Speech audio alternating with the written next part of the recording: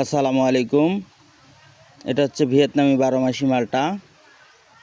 ছোট্ট একটা গাছে 4টি ফল আসছে। দেখেন চারা তো একদম ছোট, কিন্তু ফল তো আসছে মাশাল্লাহ।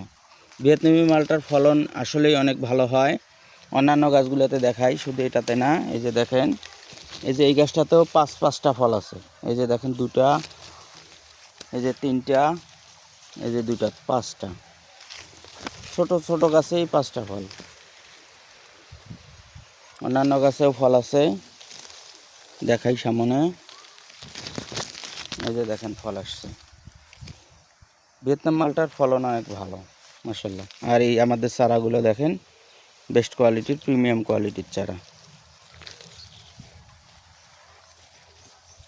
মাশাল্লাহ।